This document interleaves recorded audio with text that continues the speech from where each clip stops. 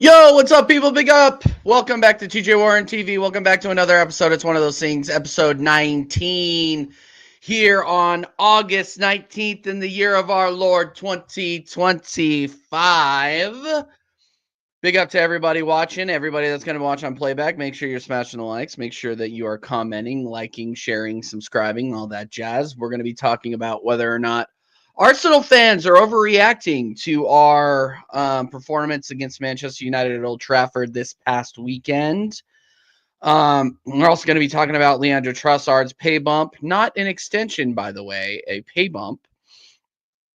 And we will also be talking about Eze's move to Tottenham Hotspur and what that means for Arsenal and our brand across not only the league but world football. So want to get my thoughts across. I know there's a ton of people live right now, so make sure that you are smashing the likes and know that I appreciate you being right here on TJ Warren TV. So I didn't get a chance to talk about the United game outside of just a quick Sarcasm City review that I did on the Arsenal Gunner Talk podcast that we do on Sarcasm City TV. I wanted to say in the nicest of terms, because I think I've calmed down just a little bit regarding the result. I mean, we got the win, right? At the end of the day, you want to win football matches. The one positive thing that I'll take out of it is that we showed that even when we're playing our worst, we can stink out a win away, which was good. But that's pretty much the only positive that I'm taking out of it. We beat one of our biggest rivals, but one of our biggest rivals is a mid-table team at best, and we played down to their level. I said this on Sarcasm City, and I'll say it here. I have never been so disappointed after a win in I think years in this Arsenal club. Like just the fact that we brought in all of these players, and it doesn't even look like we were close to gelling. It doesn't even look like we had played preseason matches. Like, again, preseason hype. I've been saying it time and time again, but our lack of success in the preseason, I think, really showed there. Yeah, we got the win against Athletic Bilbao. Don't get me wrong, but the fact, and big up everybody, the sun is shining on me, so I hope it's not too distracting. And I'll get to the comments here in a second. It was just the fact that we didn't even look like we were on the same page with each other. Like, it looks like Arteta is not moving his tactics in a direction that suits the players that we brought in. You had Zubamendi, who looked 100% lost out there, didn't even look like he looked like it was like his welcome to the Premier League game. Like, he was really out of place. He was getting bodied off the ball. He was making bad decisions with the ball as well. And he doesn't look like a replacement for the person. Well, so far, and it's game one, so like you can tell me if I'm overreacting or not.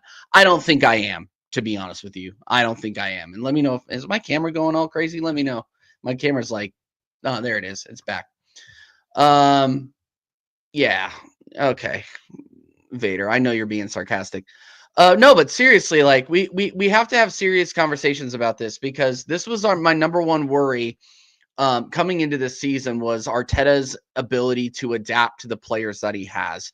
Like Gyökeres, I'll get back to Zubamendi in a second, but Gyökeres looks like, and I didn't watch him a lot at Portugal. I saw his stat lines and I got really excited. You bring in somebody that scores over 90 goals in 2 seasons, you get excited about it, because you have been missing that in the Arsenal 9 since Pierre-Emerick Aubameyang left back in 22. You haven't had that striker. You have, and that has been the difference between winning a league title and losing a league title 3 years in a row. And we bring in a guy that has the stats to show that he can do it. But against Man United, he looked completely lost. not only was he stone, he looks like he had stone for feet when he was on the ball. I mean, there was a couple of times there where when he wasn't getting marked out by Delict, he mishandled the ball. It didn't look like the guys were on the same page. They were putting in balls over the top that were 20 feet wide of the mark. Like, and the commentators were saying this is like, you know what, Gyökeres isn't a guy that's going to run the channels and get and get in behind. I'm like, well, he needs to be that guy. He needs to be the guy that can hold up play, be a target man, body people at the ball. Like he needs to be that hybrid player. Like we have Kai Havertz. He was big. He took up space. He still is, and he wasn't that much better either, by the way. I want to go ahead and say that. But Gyökeres is a guy that has the physical attributes. You need to be able to feed him. You can't have him drop deep like you had every other 9, like Gabriel Jesus and Havertz and Trossard when you played him in the 9. You cannot keep that tactic with this player. You have to play to the strengths of this player. He's not a hybrid. I'm looking at the camera when I'm saying this. He is not a hybrid. He is a target man who can create something with the ball. The guy is just absolutely insane once he gets on the ball and he looks like he can create. I'm just extremely disappointed because there were points in that match where United were there to be gotten at, and we couldn't hit the broadside of a barb with our passing. Our passing in the final third was awful. Our passing on the transition was absolutely awful. Martin Odegaard, I'm going to get into him in a minute, by the way. Pause. Like this guy, he doesn't look any better than he did last season. I mean, and you have frauds like Staffy in the chat saying, I told you so, I told you so, I told you so about Gyökeres and our front line and a lot of our midfield, and the fact that Arteta is too stubborn to change our tactics. And he's right. The guy is right. And I hate saying that he's right because he's the biggest fraud on YouTube. Shouldn't even have a channel. Delete your channel. But he was correct in saying that. And it was on display for all to see. We are lucky that United had no end product. We are lucky that we had David Raya in the net. David Raya was our man of the match. It was bar none, not even close. We are lucky that Mateus Cunha doesn't have a ton of pace, because if he did, he was maybe even half a foot away from getting off a quality shot on Raya that would have beat him. So look, Man United have some things to look forward to after that game.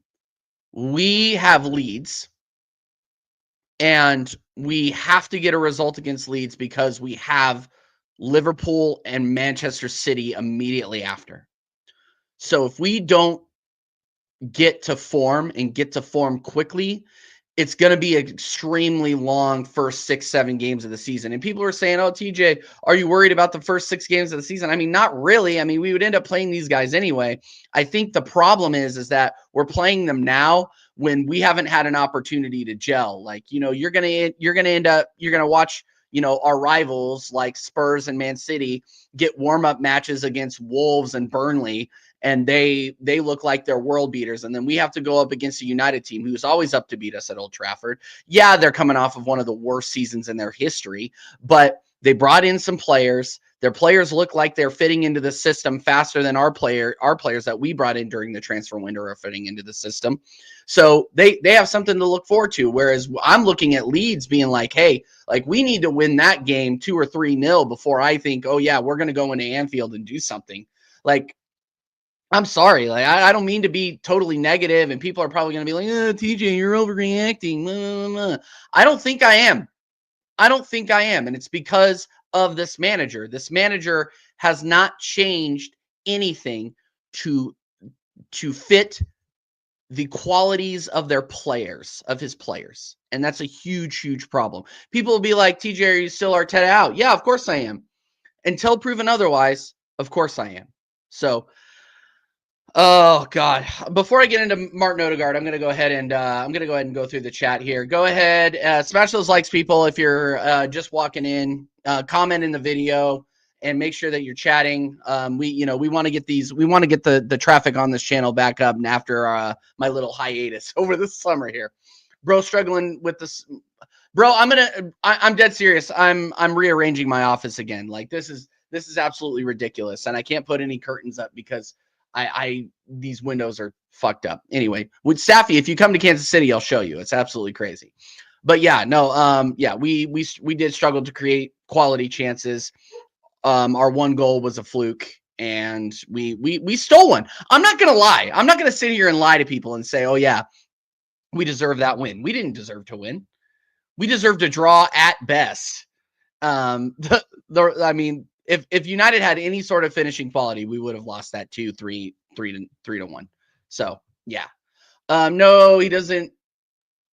Oh, what are you saying, AJ? Big up AJ. He says no, he doesn't play Gyökeres strengths, feed him, we win games. Otherwise, he's a waste of time. No, I agree. I think you're saying that if he doesn't play to Victor Gyökeres' strengths, we won't win, and you're 100% correct. Big up Dal. Dal is back in the United States. He sent me a bunch of cool ass pictures of him meeting up with like Hendon Gunnar and Don C and Aaron and all these cool people. Dude, I was fucking jealous. I'm really jealous. I got to get out there. Yo, TJ,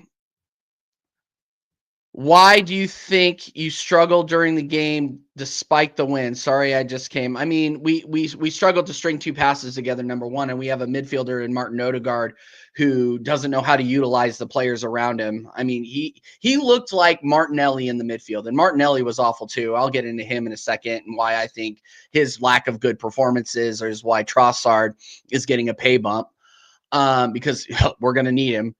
But yeah, why do you think you struggled during the game despite the win? Yeah, we just couldn't string two passes together. We struggled to play it out the back. I think Arteta, the fact that we didn't play it out the back and Raya was playing so much hoofball just kind of shows that Arteta really isn't that comfortable with our ability to advance the ball forward. Like we were launching balls down the field all damn game. Like we have played out the back before. We have pace on the counter. Why are you having him hold it up?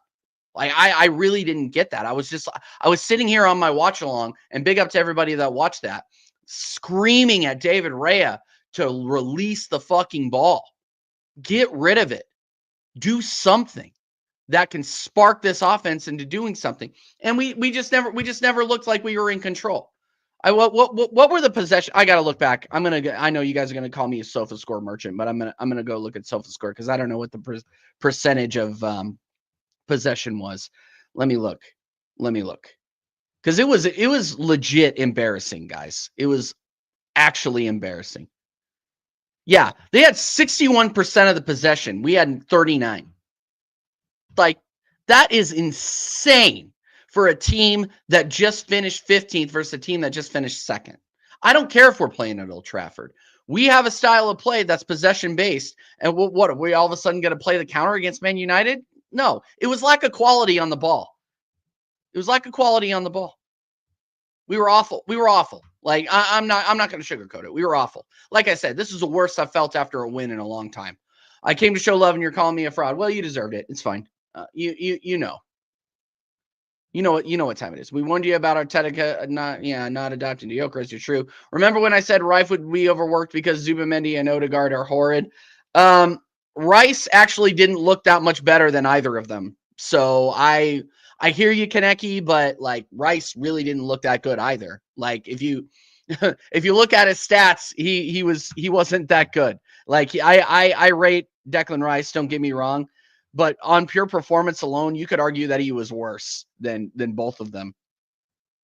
No ground duels won, no aerial duels won, lost the possession 7 times, got fouled once. Yeah, I mean, wasn't good. He just wasn't good. He wasn't good. Got subbed out, which is fine, save him, I guess. But I wasn't impressed with Declan Rice either, to be honest. I really wasn't. First game of the season against our rivals, against his ex-manager, still got 3 points in that shithole of a stadium. We got 3 points in the scum, and we move on up the Arsenal. Yeah, no, I mean, yeah, up the Arsenal, but let's let's be real about the problems that are facing our club after that. Like, Dal, I think we'll beat Leeds. Don't get me wrong. I think we will beat Leeds. But that's a championship team. And I don't even think we're going to beat them that badly. I need to go back and watch the Everton game because I had to work during it. So I don't know how confident I'm going to be about that. But if Leeds can stink out a 1-0 against Everton, like, that's something that we struggle to do home and away. So I don't understand, like, where this confidence is, or where the people that are like, don't worry, be happy. Like, I really don't fucking get it. I really don't get it. Yeah, Forest will destroy us on the break. Yeah, I'm worried about that. Like, any team with quality that can hit on the counter will kill us. Like, Embuemo, for all of his skill, he doesn't have the pace to beat certain backs. Like, there were certain times when Gabriel was coming back and needing to lock him up, which Gabriel, easily our best defensive player. I'm not hearing what anybody is saying. Everybody was, oh, Calafiori. It's like, yeah, the only reason Calafiori got a higher score than, a higher rating than anybody is because he got his head on the ball during a corner. Like, Gabriel, the fact that he was needing to break back at that pace to catch up to Embuemo and at least get a deflection in shows that our tactics going into that match and our quality going into that match were not good enough. And that's a big problem, because you see this Man United's club, and the only thing that has changed, like, you look at that lineup and you're like, holy shit, we're gonna beat these guys. Like, the guys were starting Mason Mount in the 9 and Embuemo and Cunha behind him, who really were their only signings of quality that they brought in over the summer. And these are Prem-proven guys, don't get me wrong, but the guys you need to lock in on. It's going forward, it's in that lineup, it's Bruno, it's Cunha, and it's Embuemo. You knew the assignment, yet Embuemo had so much space on the right that you could have landed a fucking airplane there. It was absolutely insane to me, the tactics. Absolutely insane. You're still inverting Ricardo Calafiori into the midfield when you know that he's better on the overlap. The guy's better on the outside. I don't even rate him that highly on the overlap. I didn't actually understand why he started in the first place. He didn't think Miles Lewis-Skelly was up for this game, or at least to start it. I completely disagreed with that. I couldn't believe that Calafiori started. Of course, TJ, you're eating crow because he got his head on the ball. Cool. But how many times did we get lucky because he was stuck in the midfield and Gabriel had to rip an ACL to go back? This guy's just coming off of a hamstring injury, by the way. So you're playing tactics that require him to come back, like, to break back, to stop a counter. Like, it's insane. It's insane tactic to me. Insane. You aren't overreacting. I see nothing different from last season. Hey, at least I have eyes, and other people agree with me. I'm looking outside past the sun, and the sky is still blue. So our style of play must change, but that'll take time. Dal, do you believe in this manager's ability to actually do it? That's my question. I told you Arsenal are horrid in open play. I told you your creativity is non-existent. I told you Zubi is a Tapas El Neni El sideways. Yeah, we'll see. I still have a lot of stock in Zubimendi. I just think he needs to be utilized better, to be 100% honest with you. I understand those people that are saying, like, yeah, he cooked against Athletic Bilbao because he played against Athletic Bilbao for 4 or 5 years plus. So I understand that. I get where you're coming from, Kaneki, and I'm not even gonna banner you. Like, yeah, we got the 1-0, but man, you guys looked like the better team. So I'm not gonna sit here and pretend like we were the fucking best. We weren't. Yeah, hit the like button, frauds. Big up RSM. Go and subscribe to RSM. Big up Roberto. Big up Roberto, man. He's a legend. He's a Chelsea fraud, but we like him anyway. Big up Bader. He says, sorry, I haven't been around much this summer, but now I'm ready for the season. Bro, I wasn't around this much this summer, honestly. I really wasn't. I had to take a little bit of a mental break, but I'm back now after getting bullied by Staffy in the American Waffle Chat to do more solos, so I'm going to do more solos. That being said, American Idiots will return on Friday. Me, Dal, guest to be named later. we will be back, and we will be doing predictions. I'll also be live on Staffy TV on Thursday to do our predictions show, which is going to be a normal thing now, by the way, which is really cool. I only got 4 points last week, so I got to get a lot better. Let's see. We've won nothing with Gabriel Martinelli 11. Now's probably the time to let him go or play him as a striker. So this is what I wanted to get into a little bit. I'm kind of tired of talking about the United game. So let's just sum it up. Our midfield was god awful. Our back line saved us, and our front line wasn't much better. Saka was bad. Martinelli was bad. When Kai Havertz came on, he was bad. Gyökeres was bad. Madueke looked like the guys that Chelsea laughed at us about. Who else? Who else am I missing? Yeah, let me look here. Is that all the substitutions? Miles Lewis-Skelly did what he could. Timber did what he could. Like these, it was just overall really, really disappointing, to be honest. Like Saka needs to form up, or we need to play better around him so we can actually utilize his talents. But yeah, I don't really want to talk about the Man United game again because I'm just going to get fucking depressed. All right, Leandro Trossard agrees to new Arsenal contract. I'm reading off of The Athletic. Let me just share this, actually. I'll just go ahead and share it. Big up everybody inside. Make sure that you are smashing a like. Make sure that you are subscribed to the channel if you are, in fact, new. Big up to the 11 people watching. We are going to get the view numbers up for this month, people. So tell your friends, tell your family, tell everybody that'll fucking listen. Yeah. All right. Transfer news. No, I didn't want that. We want Mr. Eze is what we want Mr. Trossard is what we want. Let me look here. Let's get him shared here. Leandro Trossard agrees new Arsenal contract. Leandro Trossard has agreed a new contract at Arsenal, which will grant him a pay raise.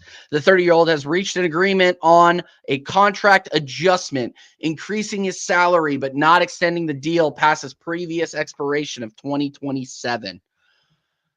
At present, there are no significant developments regarding Trossard potentially leaving the club during the transfer window. So this, I hate to say it, guys, but he's not leaving. He's not fucking leaving. He is Leo. He's it's funny that he kind of shares Leo DiCaprio's name because he's like Leo in Wolf of Wall Street. He's not fucking leaving. This guy is going to be needed this season, unfortunately, because we are not bringing in a left winger. We brought in Madueke. Madueke is looking like he's going to take a long time to get bedded into this team. Didn't look comfortable on the pitch at all, but yet again, nobody really did.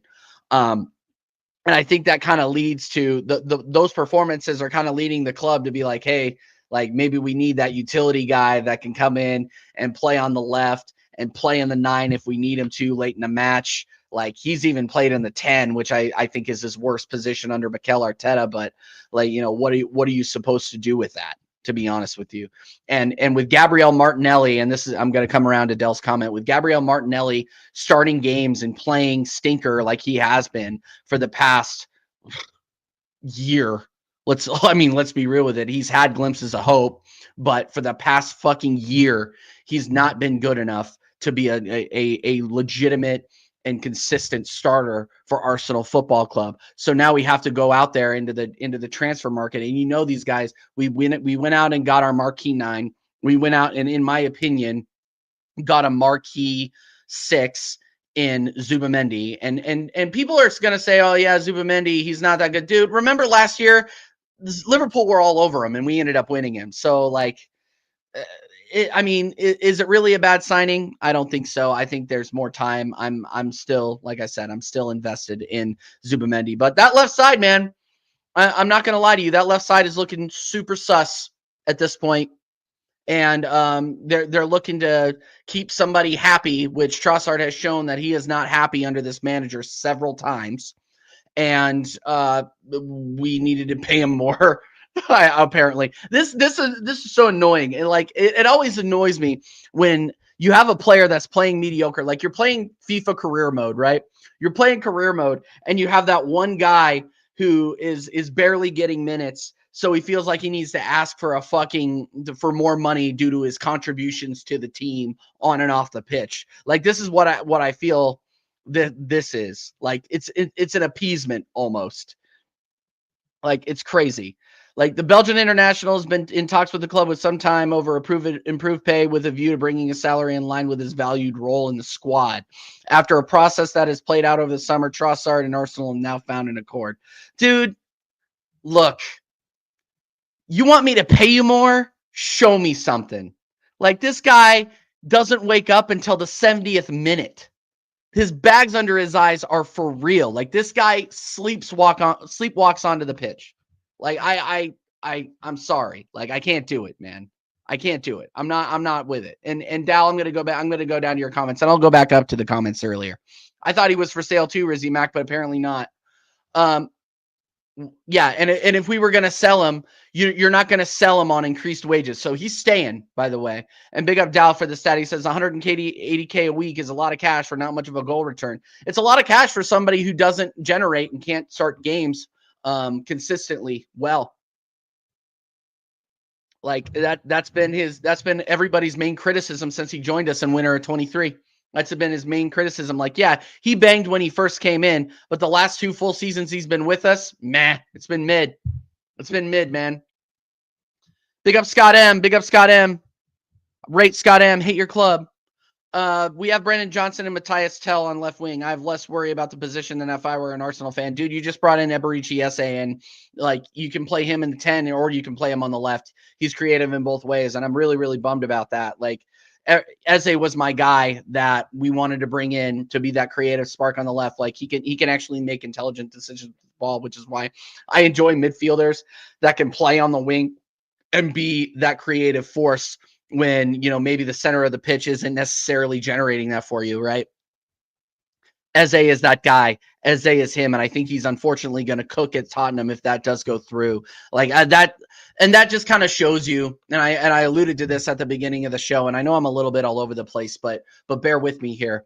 This just shows our brand across world football and how much some of these players, you can tell, are not rating what this club and what this manager are doing. We made a semifinal in the Champions League last season. We got second for the 3rd year in a row, and people are just blowing us off to go to 17th place Europa League winning Tottenham.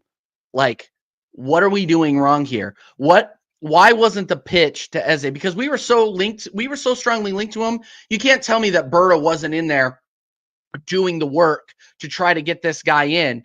And he looked at us and he looked at Tottenham and went, you know what? I like that. He's the better project. What?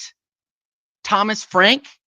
Like, I get it. I rate Thomas Frank as a manager, but Tottenham as a club right now, like, they're coming out of just being an absolute tire fire. And again, they went out there, they beat Burnley. I'm going to go ahead and reserve my judgment until they go up against more difficult sides. But the fact that you can't sell Arsenal over Tottenham tells me everything that I need to know. It tells me everything that I need to know about this manager, bro. Like, I don't get it. I really don't get it. Isaiah Spuds is 90% done. Nice one, Arteta. Yep. That's what I told you. Hey, Doss. You know what? I'm done being mean to Mike Doss. I'm done. I'm done being mean to him, man. I'm going to go ahead and just say, you know what? Mea culpa. Doss, he says, is YouTube glitching or are you live? I am, in fact, live, my friend. I am live. So, yeah, just talking some ball. We're going to go for another half an hour or so. Just talking shit with the chat. I need to get some work in. Otherwise, Staffy won't get out of my DM saying, when are you going to go live next? You need to start plugging shows. You need to do this. You need to do that. TJ, how are you going to get on more panels if you don't do more shows? Blah, blah, blah. How are you going to plug American Waffle? Fuck. Oh, did he cook me? Where did he cook me? Where? Oh yeah, I guess I'm available for American Waffle. Where did he cook me? Yeah, I don't see it. I'm uncookable either way. You mean, you're mad at me because I'm lying? Because I'm lying about you on the internet like you do about me being Arteta in or Arteta out when you go on your fucking YouTube and you go on WhatsApp and say, hey, are you Arteta in or are you Arteta out? I'm Arteta out. So Safi, you lie about me, I'm going to lie about you. It's reciprocal. As our boy Ahmed says, the game is the game, right? The game is the fucking game, bro. The game is the game. Smash the likes, people. How many likes are we on? We got 15 people in here. I want 15 likes. We're only on 11 likes. That's ridiculous. 15 people in here. It's that little button that looks like this. Hit the like button, people. I don't lie about you. Yes, you do, bro. Yes, you do. All the time. I'm not hearing it. Robbie Keane is a manager of Farron Carvos and Callum Oduya plays for that. Yeah, I don't care about Robbie Keane. I'm not going to lie to you. I really don't care. Great player. I don't care about him as a manager. What else are we saying? Oh, big up Hendo Gooner in the chat. Big up, man. He says, interesting to see Gyökeres and Martinelli play up front in a 4-4-2, but that would go against Arteta's defensive-minded style. Yeah, he will never play a 4-4-2. And I don't know if this team is built to play in a 4-4-2, to be completely honest with you. But yeah, I don't think he would ever do that, to be honest. There were a couple of times last season, though, never mind, that he did try it. He tried playing Havertz and Trossard in sort of a 4-4-2, like 4-3-3 kind of hybrid. You would be seeing Trossard move up. You'd be seeing Havertz move up. Like, it was mid. It was mid. At the end of the day, we know that Gyökeres needs to be fed. That's the big thing. He needs to be fed. So, yeah. Anyway, I'm going to go back. I'm going to stop sharing my screen here. What else are you guys saying? Get your questions in if you guys want.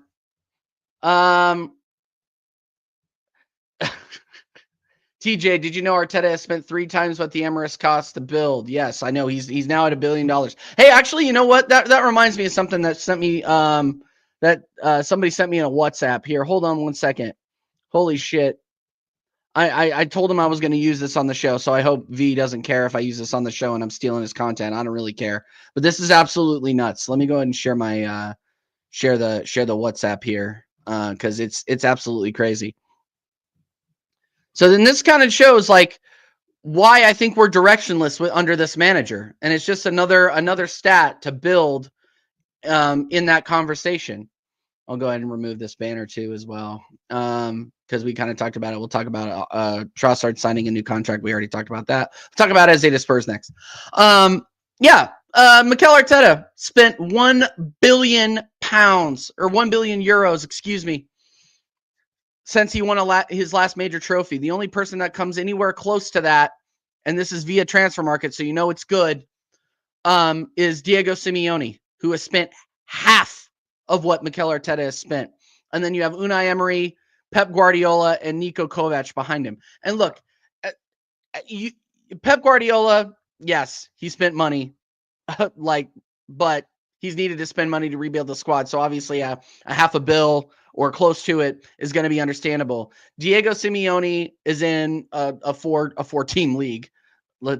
Let's be real about it. And Unai Emery, good evening, has been trying to build up Aston Villa from the car crash that it was. So like you have to kind of take all of this into account when you look at the 1 billion that Mikel Arteta has spent since we won the FA Cup in 2020 with Unai Emery's squad, funny enough, in front of cardboard cutouts at Wembley. Like, hold on, I'm talking too much. I need to take a little swig here. This is non-alcoholic, by the way. Hold that. Paul Liner, this Weissen Radler, it's delicious. While I'm drinking on Mikel Arteta's fucking tears here. This guy, like, look, it just shows you that this guy has spent a bunch of the Kroenke's money and he's got nothing to show for it other than 2 dinner plates in a semifinal showing in a Champions League that we ended up getting embarrassed by the eventual winners. So, yeah, this stat is something I'm going to keep throwing out there moving forward, by the way. It's absolutely embarrassing. It's absolutely embarrassing. And we continue, and this fan base continues to roll out the Vamos fucking tifo. They continue to say, oh, Beckham, we're so close. We're so close to hitting pay dirt. Yeah, okay. Go back and watch that United game and tell me we're close to hitting pay dirt. Tell me we're close. Tell me we're anywhere close.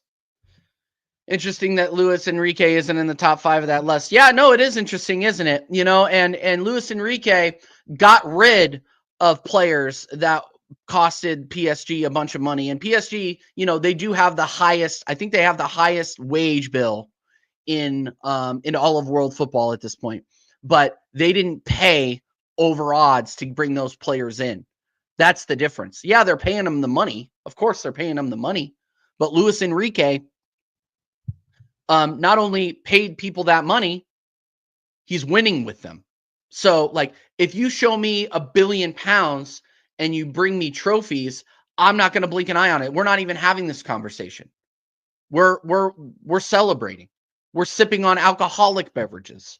We're not sitting here crying on a fucking Tuesday afternoon because Mikel Arteta is getting ready to drag us through another fucking 38-week season, and week 1 was more painful than what we left off with. Like this is why we're talking about this. And unfortunately, we're going to have more conversations about it. So it is what it is. It is what it is. Dell, in my opinion, without a left wing, a left back, and a 10, we're finishing 4th and no trophy. I don't think we need a left back. Like if we need a utility left back to back up Miles Lewis-Skelly, yeah, then that's fine. But I think Miles Lewis-Skelly is fine to start game in and game out. He's shown that he is that kid. But I agree with you on the 10, and I agree with you on the left wing. We are wanting right now. We are wanting. We need another CM too. We need a 10. We need a 10. Or trust Ethan Nwaneri to do what you brought him in for, to do what he signed the contract for, to do why he changed his number for. Bring him in. You started him when he was 15 years old. He showed last season that he deserves crucial minutes, but you continue to disrespect him. Okay. I bet you in 2 years he's handing in a transfer request, which is a bummer because I bought his kit this season. Bring me Quentin Timber. Odegaard out. Yep. Quentin Timber's good, but he's not coming in. He's not coming in under Arteta. And AJ agrees. I know Oregon Goon 2025 will be the year of the Scottish Warrior, the best in the world. Oh yeah, so you're talking WWE? Yeah. Macy, Drew McIntyre will win the belt. They aren't going to put a belt on CM Punk until WrestleMania.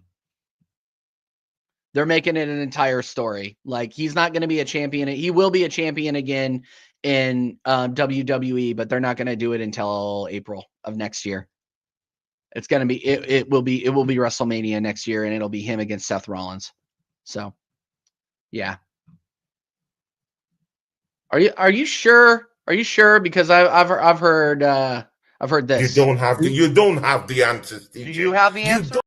People have told me that Nwaneri isn't the answer, especially after last season when I went and saw him in LA and I knew he was the fucking truth. But nobody believed me, and there's like, oh, don't start him against Newcastle. He's too young. He's gonna end up getting hurt. You're gonna ruin his development. This kid is the truth. He's shown it time in and time out. He's the truth. Nwaneri will slap Arteta. I'm not sure about that. I think Arteta is going to limit his minutes or continue to limit his minutes, unfortunately. TJ, respectfully, completely disagree. We need a left back because Calafiore is way too injury prone. Miles Lewis-Skelly is not way too injury prone, and we can play Ben White on the left if we need to. Like this, I don't think we need another left back, to be honest. Like, well, if you were going to talk to me about bringing in a left back is 3rd on my list. 3rd or 4th, to be honest. 3rd or 4th. Oh, man. God, talking about this is absolutely exhausting. It's going to be a long season, people. It's going to be an absolute long season. Let's talk about let's talk a little bit more about Eze to Spurs. Let me know what you guys think about this. Why can't we sell these people? Why can't we sell these people on the project? Why can't we sell up and coming players, not only and players that play for the English squad? Like, why can't we bring these players to see the vision? I don't get it. Yeah, he made a bad decision, but nobody could fucking, dude, nobody in our front office could convince him that Arsenal's side of North London was better than Tottenham. Like, what does that tell you about our board? Like, his profile of player, it's clear as day, can generate for us in the final third, can advance the ball. But no, we decide that Martinelli, Mr. Head Down, run to the byline and fucking go over it, not look up. And then we got Trossard, who is good at holding up the ball, but he has a ceiling, and we know what his ceiling is. That's my biggest problem with this. That's my biggest problem with this, is because, yeah, for all the most positive thing about Trossard is that you know what he is going to bring every game in, game out. It's just whether or not there's going to be quality involved. That's the difference. We know what Trossard's ceiling is at this point in 2025. He joined in January of 2023. We've been watching this guy play for 2.5 years now. 2.5 years. We know what he brings. And it isn't consistency. There's a bar. And sometimes he struggles to meet his own standard of play. Like, it's insane to me. And we let a player like Eze, who I think is going to cook in a larger side, like in a Tottenham side like that, a Tottenham side that's rebuilding and just won the Europa League and is looking like they're on the upswing. Like, again, I can revisit this in 10 games. And they're able to bring in Eze. Dude, I'm telling you, we need to be a little bit more worried about our neighbors than we have been. Fuck them. But they're something, they might be something to worry about. And they brought in Kudus too. Like, these are good players. These are good players. Premier League proven players. We wanted Kudus. Me and Dal sat on this stream, on this very StreamYard, and cried out for Kudus the last 2 years. And he ends up going to Tottenham from West Ham. Why? We can't sell him. We can't sell him. Ghost of Guard 1 as a 0. Thank you, Arteta. Yep. All facts, guys. All facts being spoken in the chat right now. Yeah, that was one of the games that I actually watched and I'm super happy about. I'm gonna go to the chat now. I think we've beaten this fucking horse to death, to be honest. I'm just so over it at this point. I'm so over it. By the way, we're only still on 12 likes, people. Why are we only on 12 likes? Give me the 15 likes before the end of the stream. Yeah. Sunderland against West Ham. Holy shit. They dominated. What a match from Sunderland. And yeah, you can say, "Oh yeah, they were going back into the Stadium of Light, Premier League boost, like we are back now." Oh my days, man. The way they had them pinned back in the first half, I thought I was watching a snuff film. I couldn't believe it. Like, and again, like, it's game one. I don't want to overreact. And you know what? Actually, fuck it. Let's look at Sunderland's schedule. Who do they got next? Because I want Sunderland to survive. I have them going down, but I want them to survive. Like, one of my favorite, they're second in the Prem right now. One of my favorite soccer documentaries or football documentaries was that Sunderland Till We Die. Like, watching them get relegated twice in a row and watching what it did to their fans. Like, say what you want about Sunderland, I've heard it's a shithole, but people love that club there, and I think it's Premier League heritage. Like, Tyneside Derby, you don't see that outside of like the odd cup game. I think we've seen it once since 2017. That's going to be a crazy match when it comes. Sunderland is heritage, as they say. I'm really looking forward to watching them play, and I'm really looking forward to watching them stay up. They play, their next match is against Burnley at 3:00 UK on Saturday, and I think they win that 2-0. To be honest with you. And they're away. They are away at Turf Moor. And I think they win that 2-0. And they continue to stay up in the top 4, at least through the first couple of games. When's their first they don't have holy shit. They really don't have a difficult match until September 13th against Crystal Palace away. They have Burnley and they have Huddersfield in the cup. And then they have Brentford at home. And Brentford, I think, are going to get relegated, to be honest with you. That manager looks like he was lost against Forest. Holy crap. Not nothing against Forest. Like they're a good, talented team. I have them making the Europa League, but conceding 3 to start off a season and your season under a new manager, bro, it's rough. I think Burnley, yeah. I think Brentford are going down, and I think Burnley are definitely going down. Brutal. Absolutely brutal. But yeah, I think Sunderland might stay up. So let's look at their next couple of games. Burnley, that's a win. Obviously, I think they'll get past Huddersfield. Brentford at home, they'll win there. Crystal Palace away, that's tough. It depends on if they're going to have Eze, but Glasner, I rate Glasner, so I think they'll probably draw or win or lose that game. Aston Villa at home, I think they could get a result. Forest away, maybe not. Man United away. Man United need to show me something before I believe in that. And then that's the end. Like that's all their games through October 4th. And then they have Wolves after that, and they can beat Wolves. Like look, I'm telling you, I'm rating Sunderland. I'm really rating what they have. Burnley, Wolves, and Brentford are my 3 dead teams. Down you go. I got Burnley, Brentford, and I said Sunderland, but after that win, I have to reassess. I have to reassess, and I'm probably going West Ham, to be honest with you. Burnley, West Ham, and Brentford. West Ham looked woeful. So, and I don't think Graham Potter, to be honest with you, I don't think Graham Potter lasts until December, to be honest. Granite Xhaka plays for Sunderland. Yeah, he played well too, unfortunately. And I can't wait for Top Gooners to be like, oh my God, we should have kept him. Give me a fucking break. Lee Gunner, dead man. Lee Gunner's twin is going to get fired for sure. Lee Gunner's twin. He's out of here. West Ham, Leeds, and Burnley. I don't know. I think Leeds are gonna scrape it, to be honest with you. Unfortunately for the United fans.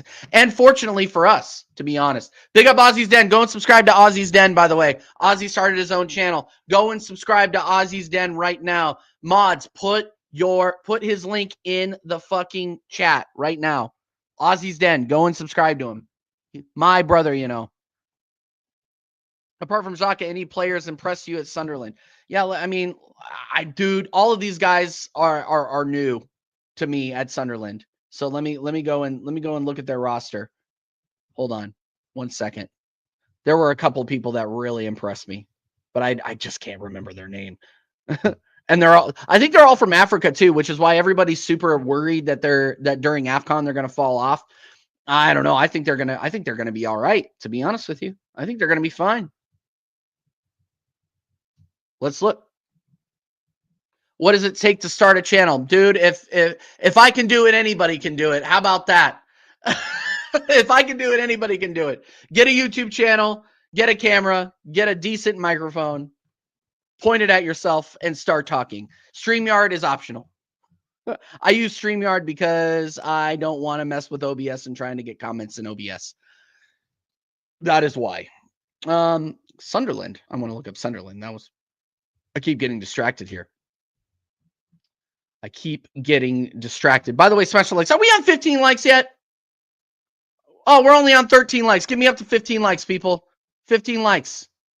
This is what we're doing. We're closing out here in 10 minutes. If I don't have at least 15 likes, bro, it's long. It's long for me. I'm gonna need to delete the channel and come back to it. I'm gonna need to recreate it. And me and Dal put in a lot of work on this shit. Yeah. So who was I impressed with?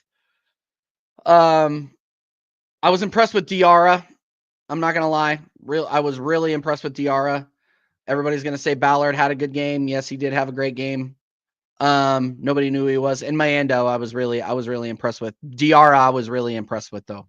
Like Big up Mike's, by the way. Big up Mike's for the raid, bro. I'm sorry, out Mike's. I was just crashing on you, bro. I was just crashing on your team. I'm thinking that you guys are in relegation trouble. We need to have a conversation about this, Mike.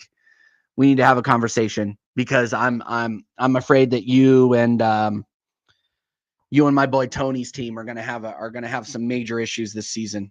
How long do you think Graham Potter lasts? Put it in the chat, Mike's. How long do you think Graham Potter lasts? Because I don't think he's gonna last very long. As a keen on Tottenham, he. Yeah. I already talked about that, Jacob. I talked about that until I was blue in the face. Big up Dave the Goat. Yeah, big up everybody coming over from Mike's channel. Smash the like, subscribe to the channel if you're new. This is an Arsenal fan channel. I also do gaming content.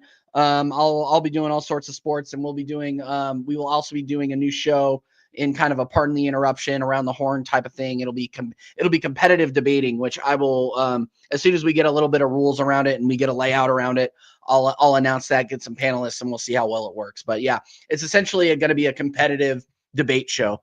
So make sure that you have your points together. That's all I'm going to say. And I will be the judge, and somebody else will be the judge. Jacob Hype, I agree. Jacob Hype. I have this thing that Staffy sent me a few that has Jacob's face on it, but I don't know what it is. So let's look at it. Big name Cole Palmer, cool as a breeze, cutting through defenders with elegant ease. Used to curl him in top corner divine. Now he's playing. Nah, I'm good. Thanks. I'm good on that. Is it him making fun of Cole Palmer? Cool. One of the best players in the league. Awesome. This is my favorite one. 45 minutes with Spurs. I've been a Spurs fan for 20 long years, seen my share of triumphs and buckets of tears. But this year's taking it one step too far. I'm wondering if we'll ever win another spar. Hey, hey, what's going on? We can't seem to. Yeah, that song doesn't hit as well now because they actually won a trophy. Latimer says, if I send you a clip and will you play it on stream? Bro, is it funny?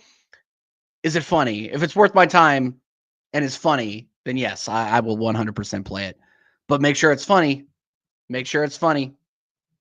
Otherwise, what are we even doing here? We gotta be entertained. We're on 18 likes. Big up everybody. Get us to 20 likes before the end of the stream. Cole Palmer has won 2 trophies, something that Starboy hasn't done. Yeah, Cole Palmer also has he has a manager that I rate. Unfortunately. Get your boy TJ and check and do a joint stream. American Idiots will be back, and Ozzy, you should come on. We should get Ozzy on. Big up Ozzy every single time. Class in Paris, next WWE pay-per-view. They call them premium live events now, Macy. Premium live events. And I think that one is going to be absolutely dead. Logan Paul against John Cena, I think, is dumb. His retirement tour means absolutely nothing now. What else is even on the cards? Becky Lynch defending against some no-name. Like, who cares? To be honest, like, who cares? Honestly.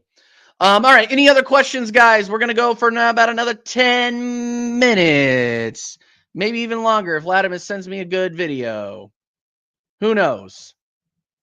Who knows? I'm waiting. Cody Rhodes versus Drew McIntyre. I don't. You know what? I think they're gonna put Cody over. Cody's the guy. Big up Hendon Gooner. Bedtime. Big up, man. Yeah, it's late there. It's 12:30. Big up everybody that's watching late night. Big up everybody that's watching late night. Big up. RSM, if you're still in the chat, by the way, I need you to teach me how to do the freaking like soundboard and music in the background like Casually FC and you guys do. I need to figure that out because I feel like I need a little bit of a vibe here. I feel like I need some background music. I am going to be redoing The Office, by the way. I'm going to be moving my desk this way so I don't have to deal with the freaking sun when I come back from work. So let's do that. All right. Any more ball that we're talking? Yeah, just my overall view on Arsenal right now, man. Like, it's not good. Yeah, it's not good. I still don't believe in this manager. I am still Arteta out. I need to see something with substance. I need to see something against Leeds this weekend. Yeah. But knowing this manager, and are we away at Leeds or are we at home? I gotta look. Away at Leeds or are we at home? No, we're at home. Okay, so yeah, we should beat them 3-0. If we don't beat them 3-0, like it's cooked. It's cooked already. It's cooked before it even starts. Because then after that, we have Liverpool, Nottingham Forest at home, and then Manchester City away. Or no, is Manchester City at home or Manchester City away? Oh, Manchester City at home. Okay, cool. Manchester City at home. But still a difficult out. As Vader would say, that is a difficult away day, right, Vader? But yeah, speaking of that weekend, actually, that might be a cool content weekend. Because the Premier League Mornings is coming and shooting their show in Kansas City, downtown Kansas City, like 20 minutes from my house. So I'm going to be going out there. RSM might be flying out. Staffy might be flying out. Maybe. We'll see. People are talking a big game, but if they fly out, we're gonna go and we're gonna show up at 5 a.m. and we're gonna hang out with, Robbie Musto and fucking what's her face? Rebecca Lowe. Oh my God, Rebecca Lowe. And Tim Howard. Yeah, we're gonna go hang out with them. And yeah, it's a big game, obviously, and KC Power and Light, which is where they're shooting this, is actually where the KC Gooners hang out. So the KC Arsenal Supporters Club is where that is. So it's actually pretty cool. How much corn do you have in Kansas? I'm not in Kansas. I'm in Missouri. I'm only flying out for some barbecue. All right, cool. No, that's fair. That's fair. We'll make sure there's no pork there for you. Okay. TJ walked in the Chiefs jersey. Dude, I'm a Broncos fan. I am not a Chiefs fan. I am a Broncos fan through and through. You will never see me wearing a Chiefs Arrowhead. I go to Arrowhead to cheer on the ops. I'm not gonna lie. People don't like it, but I do it. Are you gonna send me that thing or what? Or what, Latimus? Like, what are we doing here? What are we doing here? I'm hanging out. Yeah, let me try that famous dude. I'm telling you, come on out.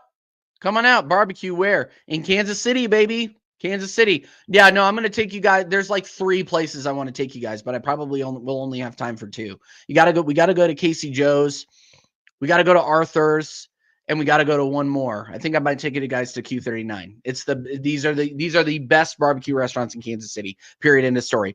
Don't subscribe to that Ted Lasso bullshit about Gates being the best. It's not. It's not. He said it would change my life. It will. It will. Don't worry. It will. Guys, I live in a city. Oh my God. Okay, I guess compared to New Jersey and fucking Newark and and New York City, it's small, but still.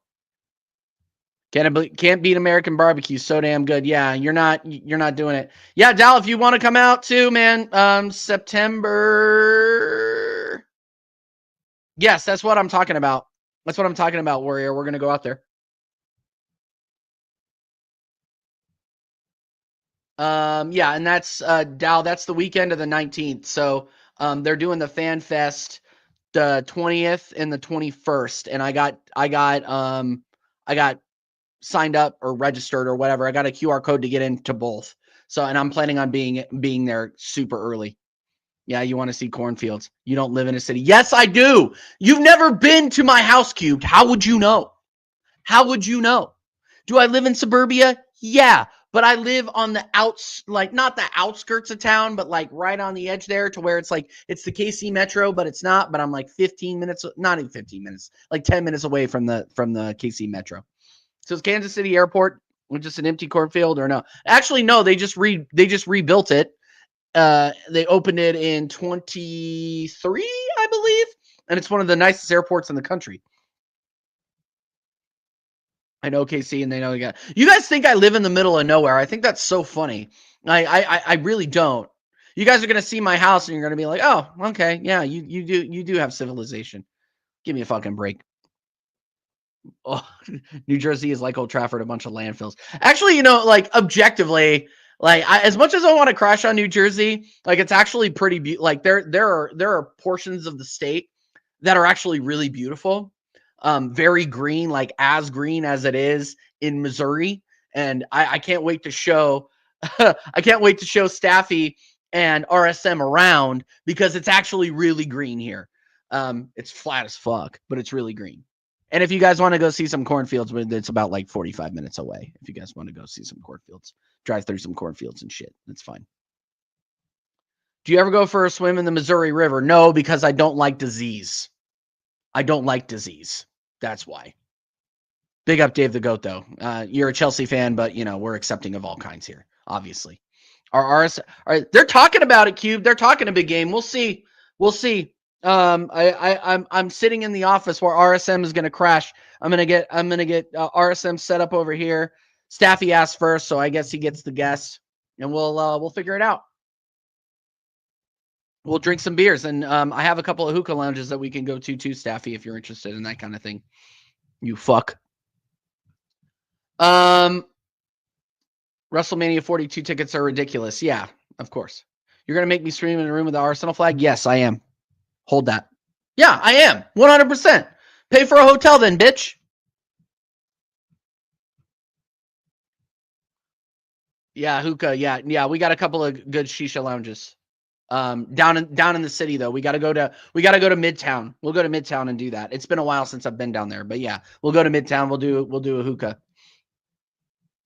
Maybe RSM will do it if his lungs can take it.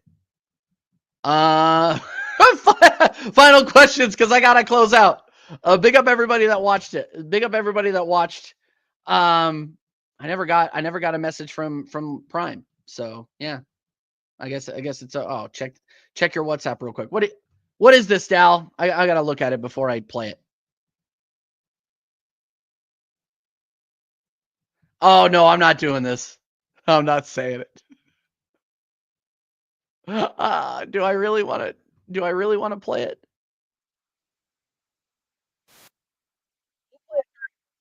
We'll play it during American Idiots. I don't even know what this is. Off topic. You're at Arsenal. When you're at FanFest, who's Arsenal playing? It's not off topic. It's Manchester City. It's Manchester City. Yeah. They just drink on boats in the Lake of the Ozarks and act like it's Vegas. Dude, it's cheaper than Vegas. Was clipping up for something for Sarcasm City while listening to Terrace. I heard Ali Gal say this. Oh, good.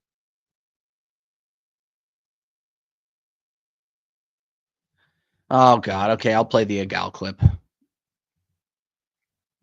We'll play it. Dude, if it's funny, we'll play it during American Idiots. I swear. We'll play it against American Idiots. I swear. But now I'm being asked to do the I'm being asked to share this Egal clip, so we'll do it. Big up Egal, by the way, though. I don't hate on Egal. I hate on Egal's opinions. I don't hate on Egal, the guy. He's a good dude. Hold on.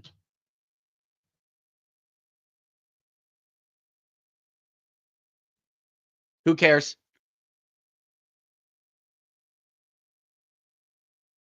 Who cares? But they didn't. Cry more.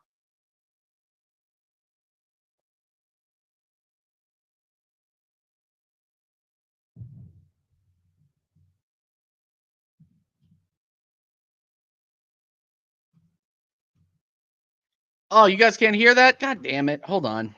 Sorry, guys. One sec. Maybe I need to download it. Yeah, let me save it and upload it real quick for you guys because it is funny. Yeah, let me get that. Let me unshare my screen. TJ Stinker, dude. Whatever, professional YouTuber, dude. Yeah, I worked 10 hours today. I can mail in a stinker. You know what? You know who's mailing a stinker right now? The fucking chat not getting me to 20 likes. That's who's mailing in a stinker right now. It's the chat. Don't make me go full John Cena heel on you guys and start blaming the chat because I will. I'm not above it, by the way. I'm 100% not above it. I am not above it. All right, hold on one second. Let me upload this Egal video.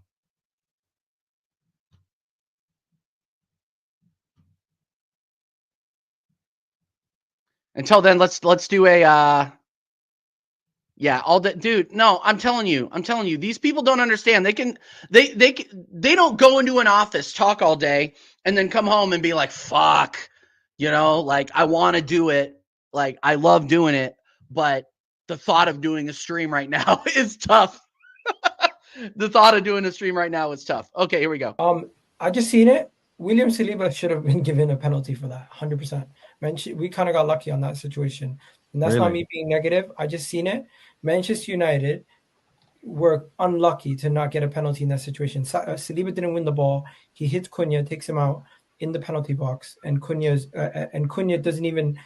had control of the ball. So yeah, that's definitely a penalty. Manchester United fans should feel somewhat aggrieved by that. And you guys did have a really good performance. And I thought majority of the other refereeing calls went your way, but that's one that went against you guys. So there you go, me calling it as it is. And I'm going to try my best not to complain about referees this season, by the way. As for overall performance, God, he was doing so well. He was doing so well until he said he wasn't going to complain about the refs. He's going to.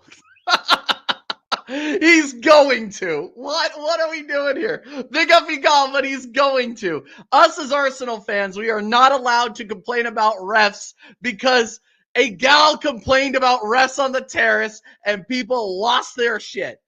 Big up Igal, but god damn, bro. Like, no, bro. No. You don't need to go that far, my guy. You don't need to go that far to say that you didn't agree with the ref and that Man United got cheated, which that's fine. You can say that. I'm totally cool with you saying that. I don't necessarily disagree. They can hold that, though. I don't care. The amount of times that we have been fucking screwed over by these refs over the last couple of years. Newcastle, a fine fucking example. Like it all comes out in the wash. And am I blaming refs for bad performances? No, but there's a balance. Karma is a real thing.